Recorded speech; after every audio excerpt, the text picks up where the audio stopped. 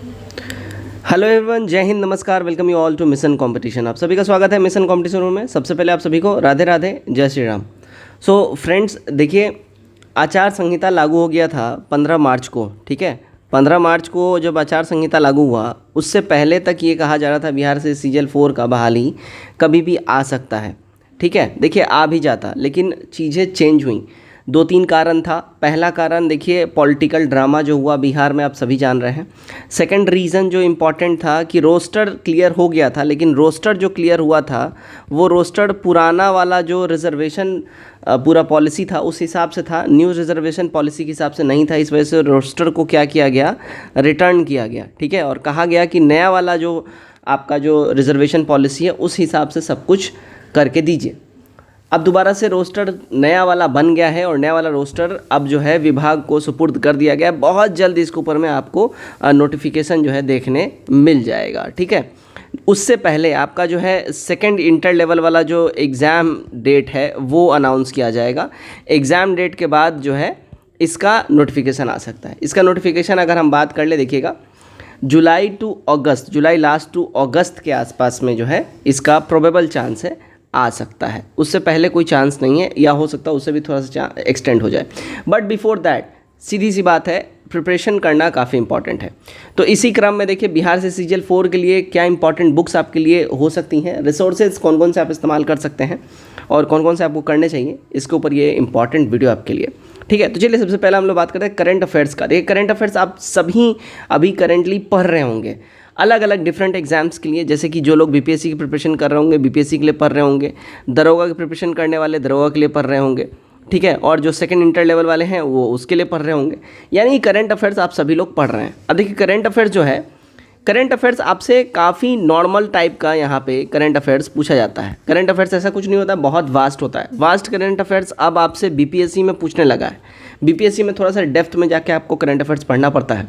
तो current affairs की अगर हम लोग बात कर लें, क्या वो करंट अफेयर्स कहाँ से करना चाहिए, देखिए, सबसे पहले मैं अगर रेकमेंड आपको करूँगा तो सबसे पहले देखिए, आपको एक न्यूज़पेपर, ठीक है, आपको डेफिनेटली ही करंट अफेयर्स में अपने शामिल करना चाहिए। कोई भी न्यूज़पेपर हो, चाहे हिंदी हो अंग्रेजी हो, डजेंट मैटर, आप अंग्रेजी वाला ही पढ़िए, हिंदी ही रखिए, लेकिन न्यूज़पेपर आपके पास होना चाहिए। साथ ही साथ एक मैगज़ीन आप जो है डेफिनेटली पढ़िए, ठीक है। एक मैगज़ीन जो आपका प्राइमरी मैगज़ीन होना चाहिए, चाहे रूटीरिया हो, स्पीडी हो, प्रतियोगिता दर्पण हो, वट एवर विच एवर जो भी हो।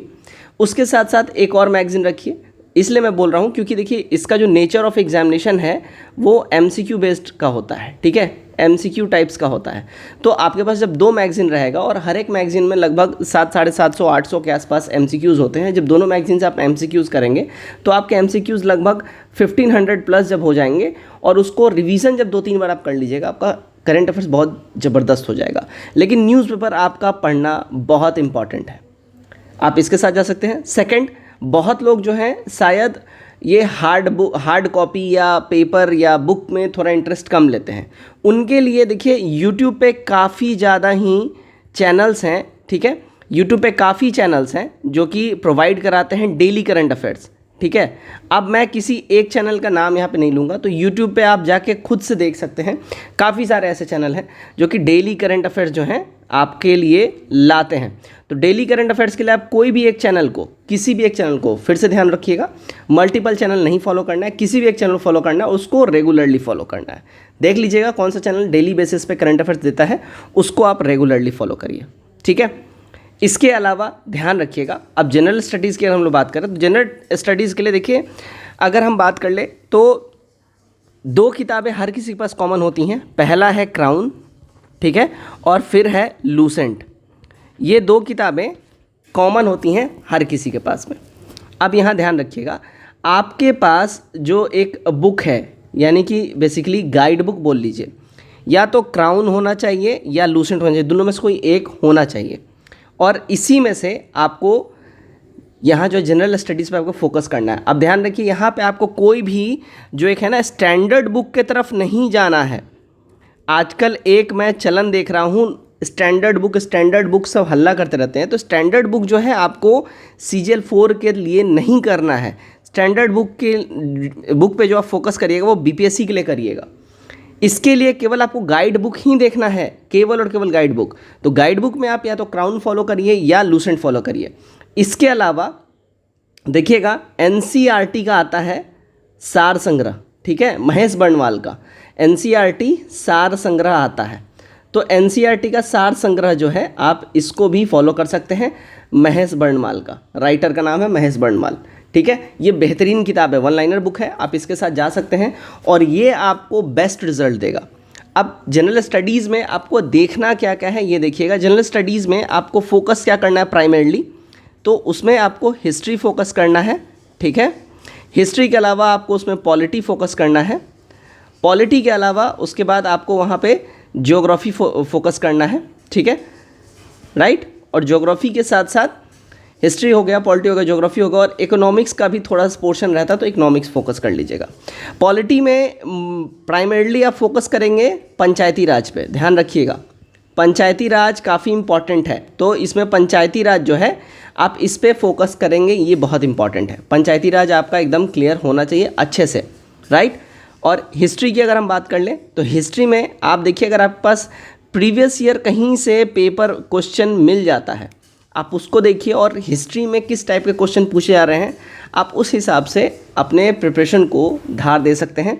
अगर ये नहीं भी मिलता है मैं आपके लिए बेस्ट सजेस्ट करूँगा आप लोग एक बार डेफिनेटली जो है टेक्स्ट बुक को एक बार मैं रेकमेंड आपके साथ करूँगा कि टेक्स्ट बुक का आप एक बार सब्सक्रिप्शन ले लीजिए और टेक्स्ट बुक पे जो लेवल के क्वेश्चन होते हैं आप उसको करिए।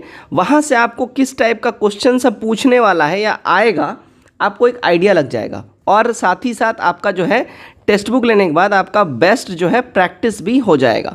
तो टेक्स्ट बुक के साथ आप जा सकते हैं। साइंस की अगेन हम बात करते हैं, अगर साइंस की देखिएगा, साइंस के लिए आपको जो है कुछ ज़्यादा डिफरेंट नहीं करना है। साइंस के लिए भी जो है आपको गाइड बुक ही मैं बोलूँगा, एक गाइड बुक आपको लेके चलना है साथ में, आइदर लूसेंट और आइदर क्राउन, आप दोनों में से कोई भी गाइड बुक लेके साथ में चल सकते हैं। साथ ही साथ क्योंकि गाइड बुक जो है आपका बेसिक समझ डेवलप कर देगा, सब्जेक्टिव टाइप का हो जाता है, बेसिक समझ डेवलप कर देगा, लेकिन जो क्वेश्चन होते हैं क्वेश्चन के नेचर ध्यान रखिएगा वो एमसीक्यूज टाइप के क्वेश्चन के नेचर रहते हैं। तो एमसीक्यू टाइप के क्वेश्चन के नेचर के लिए या तो आपको वन लाइनर किताब पढ़ना पड़ेगा या तो आपको एमसीक्यू टाइप का क्वेश्चन करना पड़ेगा। तो एमसीक्यू से ज़्यादा बेहतर है आप वन लाइनर के ऊपर फोकस करिए। अगेन इसके लिए भी आपको मैं रेकमेंड करूँगा एनसीईआरटी सार संग्रह के साथ आप जाइए, ठीक है, ये बेस्ट है।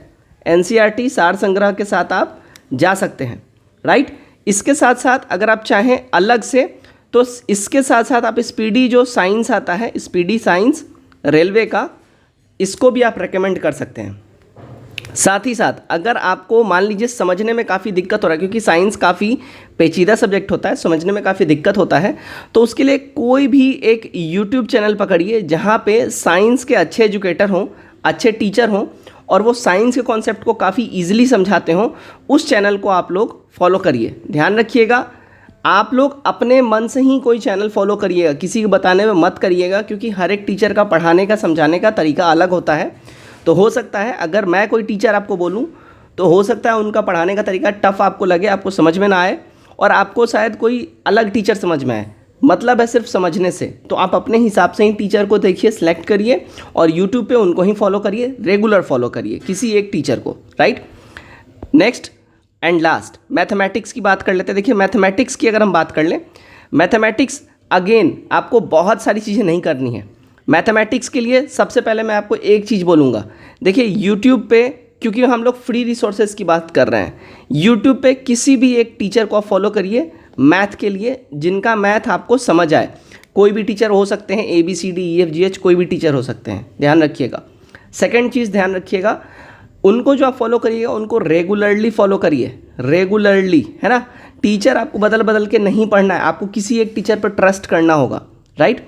सेकेंड थिंग, आप जिस भी टीचर से पढ़िए, जो भी सब्जेक्ट जो भी चैप्टर पढ़िए, उस चैप्टर का आपको प्रैक्टिस करना है, क्योंकि मैथ का जब तक आप प्रैक्टिस नहीं करेंगे, कोई भी टीचर हो जाए, संसार का कोई भी टीचर आपको बेहतर नहीं कर सकता है। आपको प्रैक्टिस करना है। प्रैक्टिस के लिए जो आपको बुक ध्यान में रखनी है वो आपको, एक तो आप RS अग्रवाल ले सकते हैं, ठीक है, RS अग्रवाल का आप किताब ले सकते हैं, या तो फिर आप सगीर अहमद के साथ जा सकते हैं, ठीक है, आप सगीर अहमद के साथ जा सकते हैं। या तो मार्केट में अभी देखिए किरण पब्लिकेशन का जो है बुक काफ़ी चल रहा है, तो किरण पब्लिकेशन के बुक के साथ भी आप जा सकते हैं। लेकिन आप किसी भी एक मैथ का बुक को रेकमेंड जरूर करिएगा रेगुलर प्रैक्टिस के लिए, वेरी इंपॉर्टेंट है। जो भी चैप्टर आप पढ़ें, ठीक है, जिस भी चैप्टर को आप कंप्लीट करें, ठीक है ना, उसका प्रैक्टिस काफ़ी इंपॉर्टेंट है, वेरी इंपॉर्टेंट। प्रैक्टिस आपका होना मस्ट है, ये डेफिनेटली आपको करना है, राइट। चलिए हमारा आखिरी आता है रीजनिंग। रीजनिंग के लिए अगेन मैं फिर से बोलूँगा, देखिए अगर आपका रीजनिंग आपको बेहतर करना है तो रीजनिंग के लिए सबसे बढ़िया तरीका होता है आप किसी टीचर वीचर को मत फॉलो करिए। रीजनिंग के लिए आपको क्या करना है, मार्केट में काफ़ी सारी प्रैक्टिस सेट्स हैं, ठीक है, आप कोई भी प्रैक्टिस सेट ले लीजिए, किसी भी पब्लिकेशन में प्रैक्टिस सेट ले लीजिए जो कि बिहार एसएससी के लिए है, ठीक है। उस प्रैक्टिस सेट में से 50 क्वेश्चन आपके रीजनिंग के होते हैं। उन 50 सवालों को आप उस प्रैक्टिस सेट में से सॉल्व करने की कोशिश करिए, ठीक है। ट्राई करिए आप उसमें से कितना सॉल्व कर पाते हैं। मान लो 50 में से आप केवल 25 सॉल्व कर पा रहे हैं, 25 अनसॉल्व्ड हैं, आप पीछे से सल्यूशन देखिए, ठीक है। सल्यूशन भी मान लो आपको नहीं समझ में आता है, राइट, सल्यूशन भी समझ में नहीं आता है, फिर आपको क्या करना है, अब जाके आपको यूट्यूब पे उस पर्टिकुलर टॉपिक के लिए वीडियोस ढूंढने हैं, और जिस भी टीचर का आपको समझ में आए उस टीचर का आपको वीडियो देखना है। आपको पूरा का पूरा रीजनिंग का लेक्चर यूट्यूब पे कंप्लीट नहीं करना है, it's a waste of time. ध्यान रखिएगा, आपको कोर्स कंप्लीट नहीं करना है, it's a waste of time. आप रीजनिंग में जिस सेक्शन में फंस रहे हैं आपको उस सेक्शन, उस टॉपिक के लिए ही वीडियोस देखनी है, पहली चीज़। दूसरी चीज़, अगेन ध्यान रखिएगा, आप बुक रीजनिंग के लिए भी या तो RS अग्रवाल ले लीजिए, ठीक है, RS अग्रवाल का बुक ले लीजिए, या तो फिर वहीं किरण पब्लिकेशन का रीजनिंग का बुक आता है, आप उसके साथ जा सकते हैं। यानी कि इसके लिए भी practice is very important, practice आपका करना काफ़ी ज़रूरी है।